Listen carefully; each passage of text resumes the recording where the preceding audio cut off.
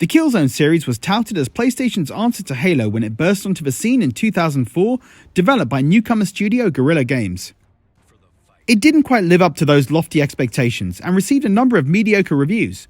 But despite the lukewarm critical reception, it was a sales success, prompting Sony to buy Guerrilla in 2005 and release 5 more titles in the series, including Killzone Mercenary, which was launched for the Vita in 2013. It was also the only game in the series to have been developed by another studio, Guerrilla Cambridge, previously known for their work as the creators of the PS1 hit Medieval. Killzone Mercenary was an important game for the Vita. Not only was it a brand new entry in one of PlayStation's biggest franchises, it was also Sony's chance to demonstrate that the handheld could adequately play first-person shooters. The first 2 attempts to release games in this hugely popular genre, Call of Duty Black Ops Declassified and Resistance Burning Skies, were critically panned, so it was up to Guerrilla Cambridge to prove that the Vita was a viable platform for first-person shooters. The series' lore is set over 300 years in the future. Humanity has abandoned Earth and is living on the planets of Vector and Helghan. Due to the harsh conditions on their planet, over the course of the games the Helghans have been seeking to conquer Vector. In response, the Interplanetary Strategic Alliance was formed to defend Vector against the threat. Unlike the other games in the series, Killzone Mercenary does not have the player control an ISA operative. Instead, the protagonist is Aaron Danner, a mercenary for hire. He's at first tasked with a rescue mission, working alongside the ISA to rescue a Vectan ambassador, but the plot takes Danner between planets of Vector and Helghan as he's recruited to work for both sides in the conflict, and realizes the lines between good and evil is often blurry. The single-player campaign was made up of 9 levels, with objectives evolving and unfolding as missions progressed. Danner is tasked with undertaking rescue missions, planting bombs, protecting targets, extracting information, and more over the course of the 6 to 8 hour journey. Once complete, players can replay missions under specific objectives called contracts.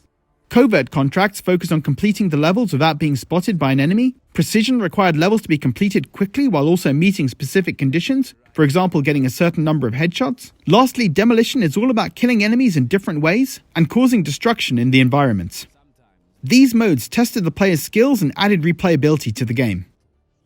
In addition to the single-player campaign, Killzone Mercenary had an online multiplayer mode that pitted teams of 4 players against each other in Team Deathmatch, called Guerrilla Warfare, objective-based missions, called Warzone, or an 8-player free-for-all deathmatch called Mercenary Warfare.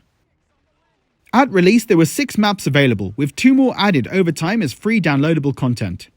To add greater longevity to the game, the Bot Zone Soldier Training DLC was released in April 2014, allowing players to play the multiplayer maps offline against computer-controlled enemies. Even years later, this remained one of the best online experiences available on the Vita, and players could still be found online. In addition to the maps and Bot Zone DLC, in 2014, PlayStation TV compatibility was patched in, allowing players to enjoy all the action of the game on the big screen. The game has a big focus on earning money and buying new guns. Players could choose weapon loadouts to suit their playstyle, whether they wanted to be stealthy, snipe enemies from a distance, or enter the stage guns blazing. They were free to choose their weapons, provided they had the credits to buy them. Credits could be earned both in the single-player and multiplayer modes. However a player wanted to play, whatever weapon they wanted to use, and whatever mode they chose, they could earn credits and build their bank towards buying the next powerful gun. Fans of first-person shooters felt immediately at home playing Killzone Mercenary. As with console shooters, the 2 analog sticks were used for movement and controlling the camera, and the shoulder buttons were used to aim and fire weapons.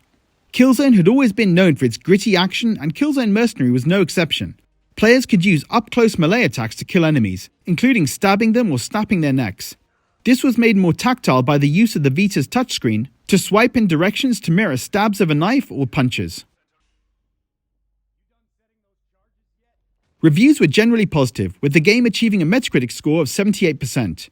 It was praised for its console-like graphics quality, fast and satisfying gameplay, epic orchestral soundtrack, and engaging multiplayer.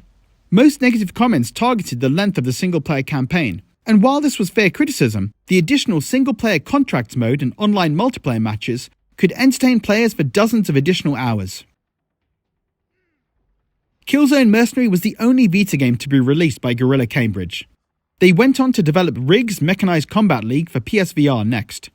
These two titles were the only games released by the studio after it had been rebranded to Guerrilla Cambridge. And despite both games being well received, the studio was closed down by Sony in January 2017. Despite this, Guerrilla Cambridge had succeeded in developing a AAA quality shooter on a handheld, and it was one of the best games on the Vita.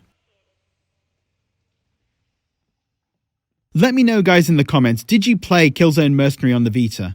Did you get a chance to play it online while it was still available? Leave a comment below, and as always, thanks for watching.